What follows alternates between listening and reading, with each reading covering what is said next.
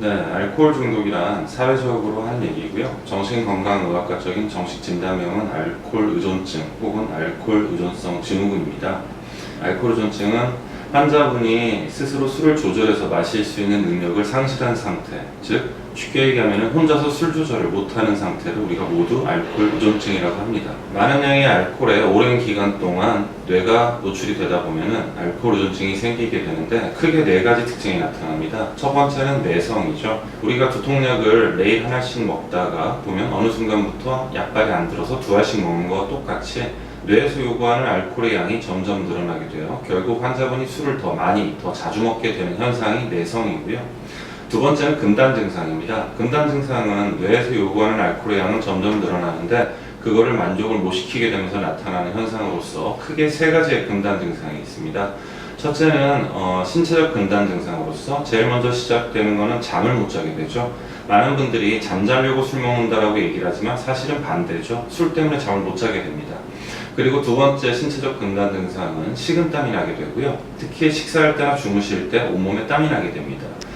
세 번째 신체적 금단 증상은 진전이라는 건데요. 손을 떨게 되죠. 평상시에는 괜찮다가 젓가락질을 하거나 술잔을 잡는 등 손으로 미세한 활동을 할 때 손이 떨리기 시작을 하고요. 좀 더 진행이 되면 가만히 있어도 떨리게 되고 좀 더 진행이 되면 손만 떠는 것이 아니라 턱을 떠는 등 온몸을 다 떨게 됩니다. 네 번째 신체적 금단 증상으로서는 굉장히 불안초조해지고 가만히 있지를 못하고 왔다 갔다 하면서 안절부절 못하는 모습을 나타냅니다. 그리고 두 번째 금단 증상은 바로 정신병적 금단 증상인데 우리가 소위 얘기하는 정신병에서 나타나는 환청, 환시 혹은 망상 등의 정신병적 증상이 동반이 되게 됩니다. 세 번째 금단 증상이 바로 간질인데요. 어렸을 적부터 간질, 열성경기를 포함한 모든 간질을 한 번도 안 하던 분이 30대, 40대 혹은 50대 술을 드시던 중이나 술이 깰 때 혹은 주무시던 중에도 눈이 돌아가거나 거품을 물거나 팔다리가 빳빳해지는 간질 증상을 나타내게 되는데 이게 바로 알코올성 금단 간질이라는 것이고 한 번 나타나면 계속해서 재발해서 나타나는 특징이 있습니다. 세 번째 현상은 이제 몸 밖으로 나타나는 건데요. 세 번째는 직업적 기능과 사회적 기능의 손상이 나타납니다. 직업적 기능의 손상이라는 것은 말 그대로 제대로 된 경제활동을 못하게 되는 것인데요. 술 먹고 나서 아침에 출근을 늦게 한다든지 반복적으로 지각하거나 혹은 술 먹고 일을 못 나가게 되는 거, 무단결근을 한다든지 혹은 술 먹은 채로 일하다가 사고를 친다든지 이런 일들이 반복이 되면서 속해 있는 회사에서 페널티를 받게 되고 결국은 쫓겨나게 되고요. 본인이 가게를 하거나 사업을 하는 경우도 마찬가지입니다. 술 때문에 가게를 못 열거나 사업을 말아먹게 되는 경우가 많게 되죠. 한참 일할 나이는 50대, 60대임에도 불구하고 제대로 된 경제활동을 못하게 되는 것, 이것이 직업적 기능의 손상이고요. 만약에 20대 정도에서 학생이다 그러면은 이거는 학업적 기능의 손상이 동반되게 되겠죠.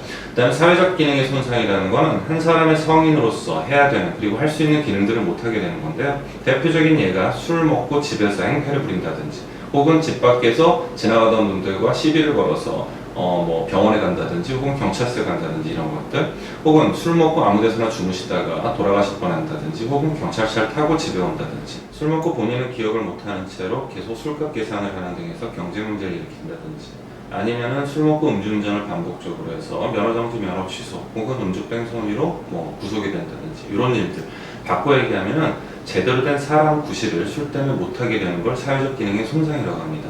그리고 네 번째 변화는 대인관계 손상이죠. 가장 중요한 문제인데 먼저는 같이 사는 가족과의 갈등으로 나타납니다. 배우자와 술 때문에 끊임없이 갈등을 반복하다가 결국엔 이혼을 당한다든지 혹은 같이 사는 가족들 중에 자식들과 술 때문에 계속 갈등이 일어나서 결국에는 안 보고 산다라든지 형제 자매들 마찬가지입니다. 처음엔 술 문제에 대해서 도와주려고 하지만 이런 문제가 반복이 되다 보면은 결국에는 피하게 되고 안 보고 살게 되는 경우도 많고요.